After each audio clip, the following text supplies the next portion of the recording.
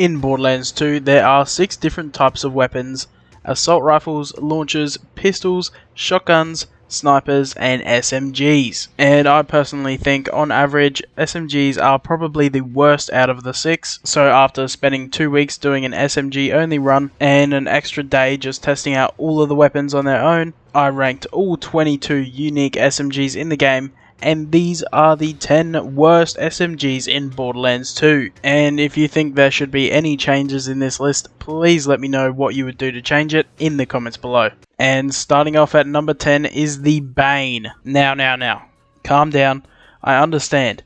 Everyone would usually put Bane as the worst gun in the game, or at least the worst SMG in the game, but listen, I'm telling you now, it's not that bad, and there's only one reason why it's not on the top 10 best SMGs list, and that is because you can't exactly move while using it. And of course there is the famous extremely loud and annoying noise that cannot be lowered by game sound at all.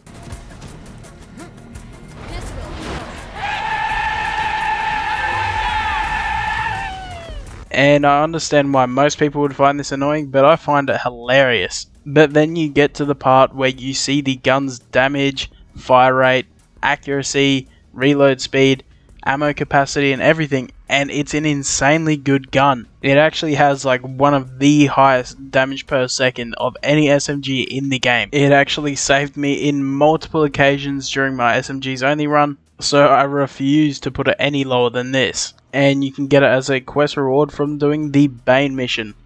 Go and get it. Try it out. But if you don't like the noise, maybe just turn off your monitor volume altogether. Next up is number 9, which is the Crit. And the only reason the Crit doesn't make it onto the top 10 best SMGs list is because of its annoying little habit of dropping about 12% of the time every time you reload. And while it might be a little bit annoying, the only real bad part about it is that sometimes, very rarely, it can drop through the ground, or off the map, or into the grinder at Overlook, which happened to me once. But when you look at it as an actual weapon, you see that it does a bunch more base damage than the Good and Bad Touch. It also has 150% critical hit damage, which is more than double of both the Good and Bad Touch. And it does only come in shock, but shock, to be fair, is probably one of, if not the best elements to have on something like this, because enemies very rarely resist shock. And depending on how annoying you think it is to drop the weapon sometimes when you reload,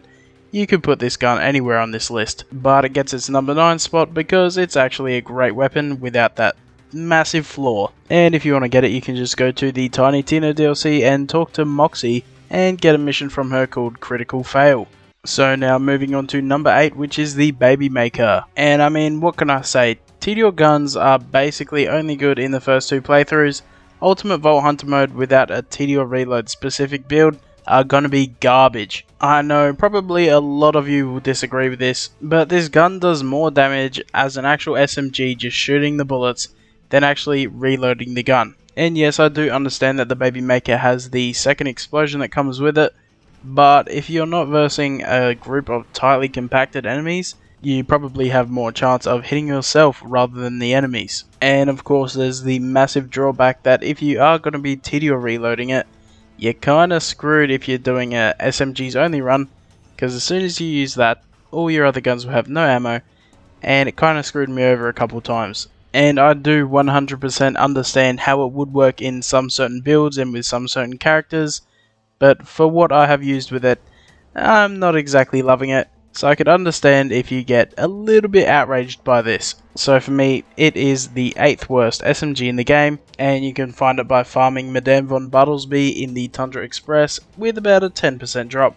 And now moving on to number 7, which is the Bad Touch. And this is basically just a slightly above average purple SMG. You have a little bit less lifesteal than both the Good Touch and the Crit. But with that being said, I would say it's still better than the Good Touch because it is corrosive only. And also being the only corrosive specific SMG in the game, I thought that would be good enough reason to put it just a little bit higher than the Good Touch. But it is very annoying to get, especially if you don't have a friend or a second controller, because you can only get it once per playthrough, or if you want to get it again, you can always just add a second player or a friend, make them have a level 1 character that has been untouched, give them some money to tip to Moxie, and there you go, an on-level Moxie's Bad Touch. But that moves us on to number 6, and that is of course Moxie's Good Touch. And while it may be called the Good Touch, it's not that very good of a touch, especially when you're using it late game, and it seems very average. But when you take into account how easy it is to obtain, except for maybe the first couple of levels in the game,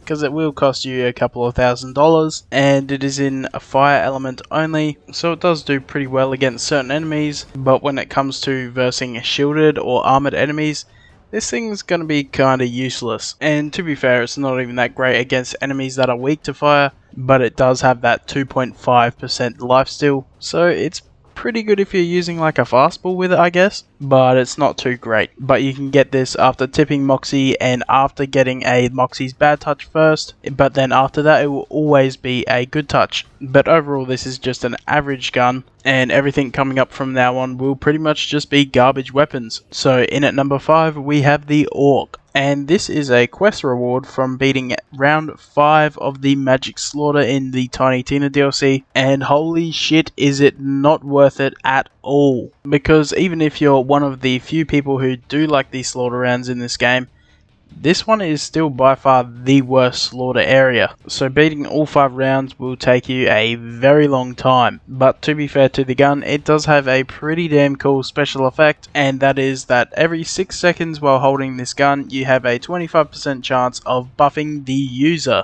and you get 50% extra fire rate, 50% extra shot chance, 17% extra damage, and 100% extra reload speed. And finally, on surface impact, projectiles ricochet and split into 2. Kinda like the Madhouse. And this isn't just for the Orc. If you get this buff, then you swap to another weapon, that weapon will also get that buff. So I can see some pretty cool combinations with that. But you only get 6 seconds, so you don't get much time to do anything special with it. So it's a little bit annoying, and you can't exactly tell when it's really happening unless if you're constantly shooting at the ground to see the ricochets, or just noticing the increase in fire rate. But apart from every now and then when that happens, you've got an average across the board Bandit SMG, and I'll definitely recommend not getting this gun at all, seeing as how incredibly annoying it is to obtain. And yeah, it does definitely deserve its spot at the number 5 worst SMG in the game. And now it's time for number 4, which is the Infection Cleaner. And where do I start with this pile of garbage? I think I'll start with the thing that makes everyone think that this thing is good, and that is the ammo regen. What is the point of having an SMG that has such slow ammo regen? After reloading it once, you'll have to wait like a minute just to get the entire thing. You get about 1.5 ammo per second, and if you're going to be reloading with this gun, you're losing about 50 ammo per 2 seconds. And now let's talk about the tedious reload for this gun, and that is when you reload you get a cool bouncing Betty effect the entire time while it's bouncing along the floor, but half the time you're not even hitting enemies, and the only way I can see this working in any sense is if this gun was slag. Then you get to the point where you realize that the tedious reload doesn't even explode on impact with an enemy, it just bounces off, and it has about a 5-second delay from when you reload it to when it explodes, and realistically that doesn't even do enough damage either. So for me, the only use you can get out of this weapon is that it is a fire SMG, and if you want one of those, go and give Moxie a couple grand, and there you go. And not to mention, it has a 0.9% chance of dropping from any random new Pandora guy, so it's not exactly easy to obtain at all. Please let me know if there's like a certain build where this gun works perfectly, but for me, I can't see a single reason why it could, and that's why I've put it as the number 4 worst SMG in Borderlands 2. But now let's have a look at number 3, which is the Avenger. And I don't have to go over all of the things I just said because it is an exact clone of the Infection Cleaner, except that it comes in any element that you can find, and here is why it is worse than the Infection Cleaner, because that's if you can find it. This is a pearlescent weapon which drops extremely rarely from loot midgets, tubbies, Fight for Sanctuary DLC bosses, and OMG WTH in the Raid on Digistruct Peak, and all of these of course being in only Ultimate Vault Hunter mode. And with that said, of course with everything from the Infection Cleaner, this thing is a pile of garbage, but at least you don't have to be in Ultimate Vault Hunter mode to get a pile of garbage with the infection cleaner. And I guess if you get a slagged version of this, you could get super lucky and it might be decent to slag enemies, but there are always better ways to slag enemies in this game. But yeah, it definitely deserves the number 3 worst SMG in the game spot. So on to number 2, which is the Yellow Jacket. And this gun could have been so cool if they just didn't ruin the projectiles completely. When you shoot, the bullets basically stop in the air for a second,